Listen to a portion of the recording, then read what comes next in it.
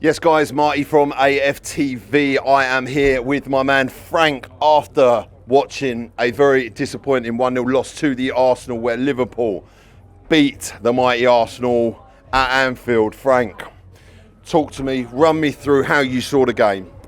I'm gutted, man. Obviously, I want to give full congratulations where congratulations is due. Liverpool probably deserved to win the game today, and a stunning free kick from Dominic Szoboszlai. Trent's at home crying at the moment after seeing that and seeing Szoboszlai play in his position, And very well. 100% very well, and it is just frustrating because I think as a fan base we went into this game with a lot of confidence. Anfield notoriously is a stadium that we struggle at, similar to Old Trafford, but obviously we got the business done at Old Trafford this time.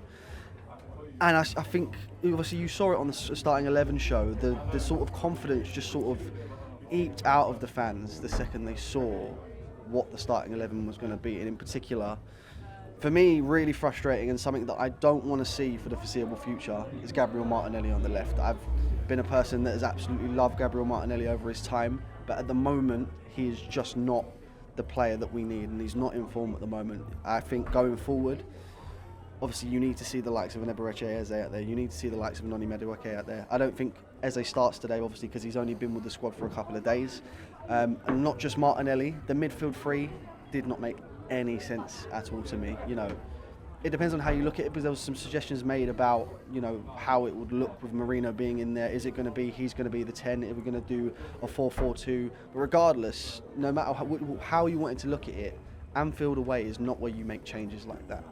You need a creative player in there, and again, whether that's Eze, whether that's obviously Martin Odegaard was only fit enough for the bench today, whether that's an Ethan Nwaneri, today was not the day to make those changes, and ultimately, I think that's what's cost us today. Okay, so you listen, you made some fantastic points, and look, manager selection, I think he's going to be in for a lot of criticism about the Marino choice, and you make a even better point. I mean, when I read it out on the starting 11, I saw Marino on there. No disrespect to Marino, he's a fantastic player, 100%. But I was expecting to. I literally couldn't believe my eyes that I wasn't reading out Eze, and I was sort of like, what? Yeah. Where is he? And as we saw when he came on, that he caused all manner of problems down the left-hand side, some fantastic touches, and that's what we bought this player for, right? Yeah. So, do you think this loss here is solely down to the manager, or are the players culpable in some of their performances? I think Arteta's got to take a lot of the criticism today purely for that lineup and the length of time it took him to make those changes. It's been a frustration of mine with Mikel Arteta since he joined the club.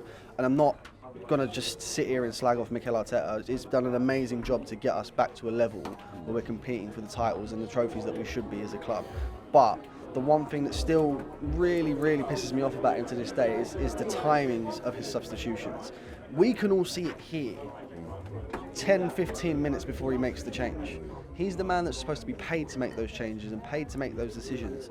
And when he eventually made those changes, you could see how much better it made us as a team. He brought Eberechi Eze on and put him on that left-hand side. Immediately, with his first touch, done more than Martinelli had done in an hour. It's just really frustrating, and it's something that separates a world-class manager from a good manager. And that's the way I look at it. Arteta still, for me, needs to be a little bit more, just think a little bit more about these things. It's really frustrating. No, and again, you make a great point. That's what he's paid to do. If everyone else can see it, is this stubbornness? It's his job. Is this stubbornness? Is this, him sort of hearing it from everyone and being like, no, I'm going to do it my way, but ultimately it could cost him, and I hate to say it could potentially cost him his job, because look, as Arsenal fans, I think everyone's demanding results and demanding that, especially with all of these signings. So we've got Nottingham Forest after the international break. What do you want to see? It's an early kick-off. What do you want to see there? It's a home game. Yeah. What sort of reaction do you want to see from Arsenal Football Club? Well, I'm going to reluctantly say this. I'm half thankful that this result has come just before an international break, because I think this gives Mikel Arteta, it gives the players an opportunity to sort of sit for a little while, really think about what happened in his performance. We got, 13 days until we play Forest at home, and this doesn't appear to be the same Nottingham Forest team that we saw last season specifically, the same Nottingham Forest team that qualified for Europe this season.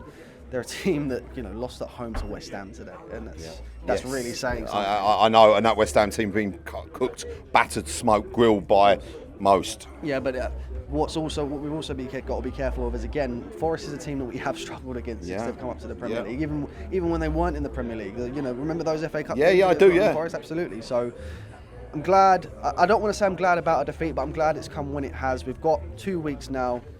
Think about what's just happened and get it right 100% when it comes to that Nottingham Forest game. Look, thank you very much, Frank. It's been an absolute pleasure. Thank you very much for your analysis on the game. Please check out all the other fan cams. Please drop in the comments. Please like and please subscribe to the channel if you're watching and you haven't already.